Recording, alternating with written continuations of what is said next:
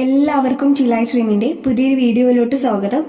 ഇന്നത്തെ വീഡിയോയിൽ നമ്മൾ ഡിസ്കസ് ചെയ്യാനായിട്ട് പോകുന്നത് അക്ഷരമുറ്റം ക്യൂസുമായി ബന്ധപ്പെട്ട ചില ചോദ്യങ്ങളും ഉത്തരങ്ങളുമാണ്. കഴിഞ്ഞ വീഡിയോയിൽ 2024 ജൂൺ 13 അക്ഷരമുറ്റം പതിപ്പിൽ നിന്നും വന്ന പകുതിയോളം ചോദ്യങ്ങൾ നമ്മൾ ഡിസ്കസ് ചെയ്തിട്ടുണ്ടായിരുന്നു. ഇന്നത്തെ വീഡിയോ എന്ന് പറയുന്നത് ആ ഭാഗത്തിന്റെ തുടർച്ചാ ഭാഗമാണ്. കഴിഞ്ഞ വീഡിയോയുടെ അവസാനത്തിൽ ഒരു ബോണസ് ക്വസ്റ്റ്യൻ നൽകിയിട്ടുണ്ടായിരുന്നു. ചങ്ങമ്പുഴ കൃഷ്ണപിള്ള മലയാളത്തിലോട്ട് വിവർത്തനം ചെയ്ത ദേവഗീത എന്ന കൃതി രചിച്ചത് ആരായിരുന്നു എന്നാണ് ചോദ്യം.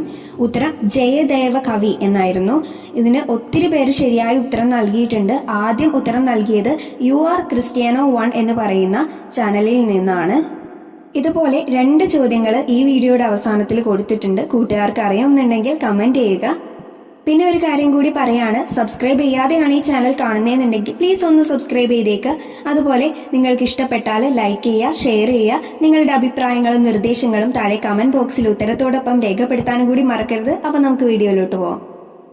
ഒന്നാമത്തെ ചോദ്യം ഇതാണ്: ലോകത്തിലെ ഏറ്റവും വലിയ ക്രിക്കറ്റ് സ്റ്റേഡിയം ഏതാണ്? ലോകത്തിലെ ഏറ്റവും വലിയ ക്രിക്കറ്റ് സ്റ്റേഡിയം ഏതാണ്?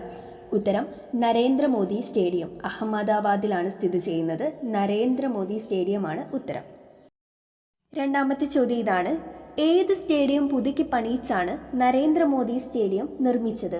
ഏത് സ്റ്റേഡിയം പുതുക്കി പണിയിച്ചാണ് നരേന്ദ്രമോദി സ്റ്റേഡിയം നിർമ്മിച്ചത്? ഉത്തരം സർദാർ പട്ടേൽ സ്റ്റേഡിയം. നരേന്ദ്രമോദി സ്റ്റേഡിയത്തിൻ്റെ ആദ്യ നാമം സർദാർ പട്ടേൽ സ്റ്റേഡിയം എന്നായിരുന്നു. അടുത്ത ചോദ്യം: ലോക രക്തദാതൃ ദിനം എന്നാണ്? ലോക രക്തദാതൃ ദിനം എന്നാണ്? ഉത്തരം ജൂൺ 14. ചോദ്യം: ഓരോ തുള്ളി ചോരയിൽ നിന്നും 1000 പേർ ഉയരുന്നു. ഓരോ തുള്ളി ചോരയിൽ നിന്നും 1000 പേർ ഉയരുന്നു. ഈ ഗാനം എടുത്തത് ഏത് സിനിമയിൽ നിന്നാണ്? ഉത്തരം മൂലധനം. അടുത്ത ചോദ്യം: ശരീരത്തിൻ്റെ എത്ര ശതമാനമാണ് രക്തമുള്ളത്? ശരീരത്തിൻ്റെ എത്ര ശതമാനമാണ് രക്തമുള്ളത്? ഉത്തരം 8%. വയനാട് മുണ്ടക്കൈ ഭാഗത്തെ ഉരുൾപൊട്ടലിൽ നശിച്ച വിദ്യാലയം ഏതാണ്? വയനാട് മുണ്ടക്കൈ ഭാഗത്തെ ഉരുൾപൊട്ടലിൽ നശിച്ച വിദ്യാലയം ഏതാണ്? ഉത്തരം Vellarmala government vocational higher secondary school. അടുത്ത ചോദ്യം: കേരളത്തിലെ ആദ്യ കാർബൺ ന്യൂട്രൽ പഞ്ചായത്ത് ഏതാണ്? കേരളത്തിലെ ആദ്യ കാർബൺ ന്യൂട്രൽ പഞ്ചായത്ത് ഏതാണ്? ഉത്തരം മീനങ്ങാടി. മീനങ്ങാടി.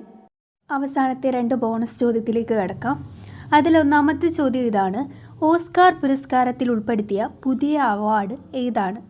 ഓസ്കാർ പുരസ്കാരത്തിൽ ഉൾപ്പെടുത്തിയ പുതിയ അവാർഡ് ഏതാണ്?